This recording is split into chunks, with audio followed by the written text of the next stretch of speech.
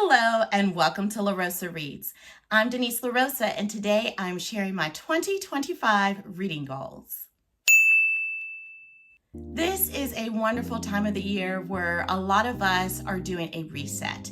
Whether it's personally, professionally, in the bookish community, this is the time to reflect upon the previous year and also look ahead with joy, expectations, and an opportunity to perhaps maybe redo or reimagine things that maybe didn't go so well for you in the previous year, or just set new goals all the way around. And I absolutely relish in moments like this. I have come up with 5 reading goals for this year, and I hope that you will also share your reading goals with me in the comment section below. I have been reading more than I ever have in my entire life since 2020.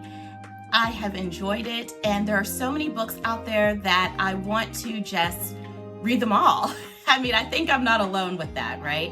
We see these new releases, or we look at backlist and we have our TBRs and we're thinking, I want to get to that book. I want to get to that book. And there's just not enough time to get to everything. Because of that, I found that I was rushing through books to read as many as I could, not because I was in competition with myself to read a specific number.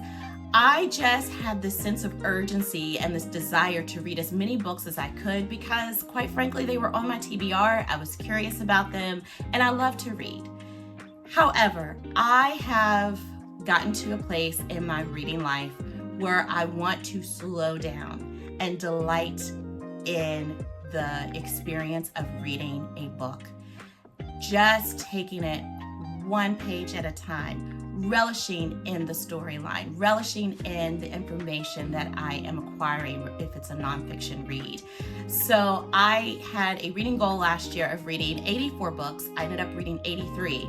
This year I've set a goal of reading 52 books. That amounts to 1 book a week on average, because I want to make sure I am intentional about taking my time and savoring those moments that the book is just allowing me to experience.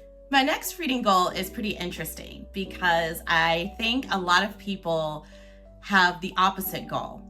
I want to read more new releases. I want to read 2025 releases, at least 1 new release a month, because last year I read very few new releases, and that's one of those things where I found that I was missing being a part of the conversation of what was happening in the publishing world in real time.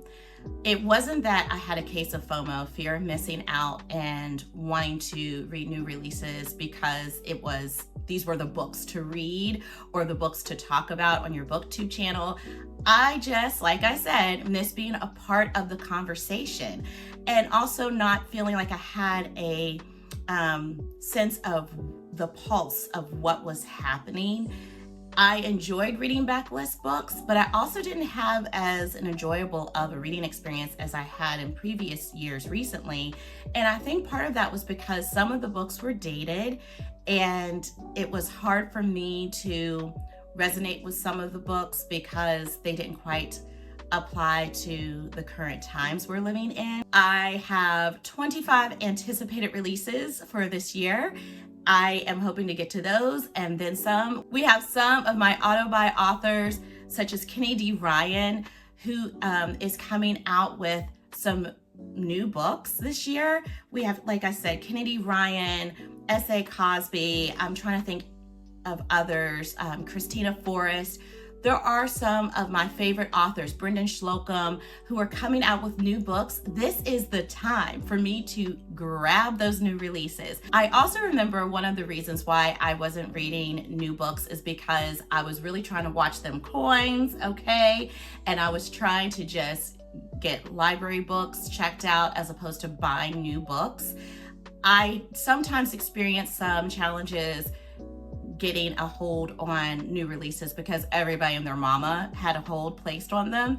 And so the list of holds, the wait list is long, and I just gave up. But I think if I read at least one new release a month, that will do two things. One, it will help me achieve that goal of reading new releases. Two, it will also help me manage my budget well, my book buying budget, because if I'm just purchasing one book a month or placing a hold, if I can get ahead of those holds in the library, it should be more manageable. Wish me luck. I began spotlighting authors 2 years ago. The first author that I chose to spotlight a couple years ago was Lisa Cross Smith, whom I adore so much. I made an intentional effort of reading all of her backlist books. I fell in love with her writing with Half Blown Rose and made an intentional effort to read all of her previous works and her new book that year, Goodbye Earl.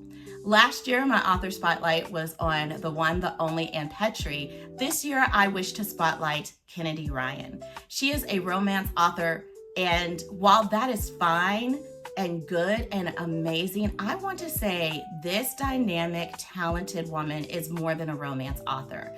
Her romance novels dive deep. She does this perfect balance of having the romance, having the spice, but more importantly, having depth in the characters, having depth in the story, having depth in helping us also apply some of the experiences of the characters to our own lived experiences. I don't know how she does it. It's truly magical. It's truly a special reading experience. I have read 2 of her books, Before I Let Go and Real. I think this is the perfect year for me to be intentional about reading all things Kennedy Ryan. My fourth reading goal is to engage more with the Bookish community, both in person and virtual, whether it be BookTube, Instagram. I love people. I love books. So we take people and books and put those two amazing things together, and we have the time of my life.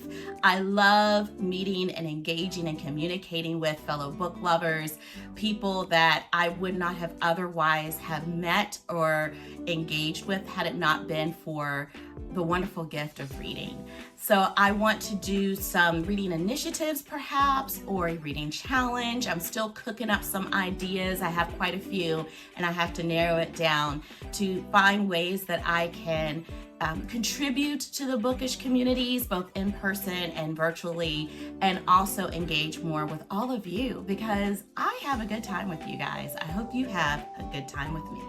And finally, I want to have fun. I belong in this space. I am enough. You belong in this space. You are enough.